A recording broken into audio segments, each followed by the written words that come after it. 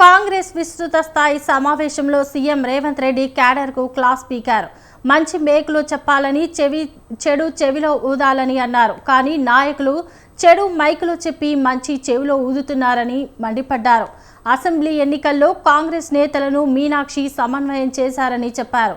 ప్రభుత్వ నిర్ణయాల్లో పీసీసీ కార్యవర్గ సభ్యులు క్రియాశీలకంగా ఉండాలి అన్నారు.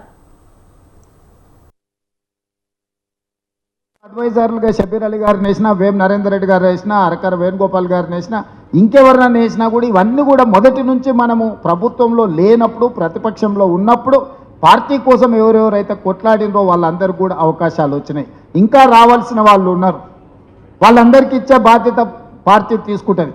వచ్చిన వాళ్ళేమో వచ్చింది కదా మేము పని చేయాల్సిన పని లేదనుకుంటారు. రానోళ్ళేమో మాకు ఎట్లాగ ఇవ్వలేదు కదా ఇంకా మేమెందుకు పని చేస్తామంటారు. ఈ రెండింటి మధ్యలో ఎక్కడో గ్యాప్ ఉంది. గ్యాప్ను సరిదిద్దుకోవాల్సిన అవసరం ఉంది. ఇక నాలుగో సమస్య, పెద్దలు ఒక మాట చెప్పారు, మంచిని మైకులో చెప్పాలి, చెడుని చెవులో చెప్పాలని. మనోళ్ళు చెడు మైకులో చెప్తారు, మంచం వచ్చి చెవులో చెప్తారు. నువ్వు బాగా చేస్తున్నావు, ప్రభుత్వ సంక్షేమ పథకాలు భలే ఉన్నాయని చెప్పి తలుపు మూసి నాకు చెప్తారు. బయట మైక్ అదేవిధంగా పార్టీలో కష్టపడి పనిచేసిన వారికి గుర్తింపు ఉంటుందని రేవంత్ చెప్పారు. పార్టీ కోసం కష్టపడ్డ వారికి నామినేటెడ్ పోస్టులు ఇస్తామన్నారు. సమర్థులైన కార్యకర్తలకు సముచిత స్థానం కల్పిస్తామని చెప్పారు. పార్టీ కోసం కష్టపడిన కొందరికి పదవులు రాలేదన్నారు. మరో విడతలో పార్టీ కోసం పనిచేసిన వారికి పదవులు ఇస్తామని చెప్పారు. మార్చి 10 లోపు జాబితా సిద్ధం చేయాలి అన్నారు. కార్పొరేషన్లలో డైరెక్టర్ల ఖాళీలు ఉన్నాయి, మార్కెట్ కమిటీ చైర్మన్లు, డైరెక్టర్లు ఖాళీలు ఉన్నాయి, మందిరాల కమిటీల కార్పొరేషన్ ఖాళీలు ఉన్నాయి. ప్రభుత్వంలో వివిధ హోదాలలో జిల్లా స్థాయిలో కూడా ప్రభుత్వ నామినేటెడ్ పోస్టులు ఉన్నాయి. ఇవే కదా మనం కార్యకర్తలకు ఇవ్వాల్సింది.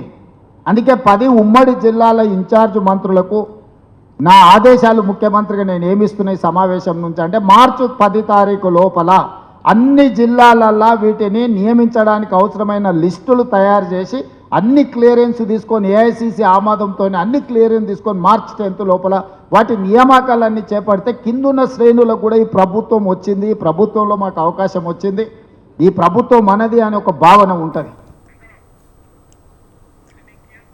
ఇక పదవులు పొందిన వారు మరింత కష్టపడితే రెన్యువల్ చేస్తామని రేవంత్ రెడ్డి స్పష్టం చేశారు.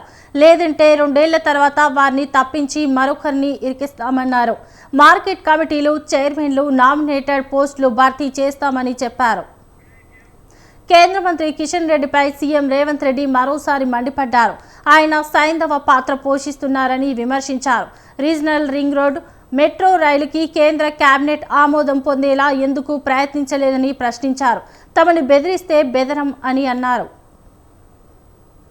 స్వయంగా కిషన్ రెడ్డి గారిని ఢిల్లీలో కలిసి నివేదికలు ఇచ్చొచ్చిన ఈ అంశాల మీద మా పొన్నం ప్రభాకర్ గారు పోయి హైదరాబాద్ ఇన్ఛార్జ్ మినిస్టర్గా కలిసి కిషన్ రెడ్డి గారికి చెప్పొచ్చారు.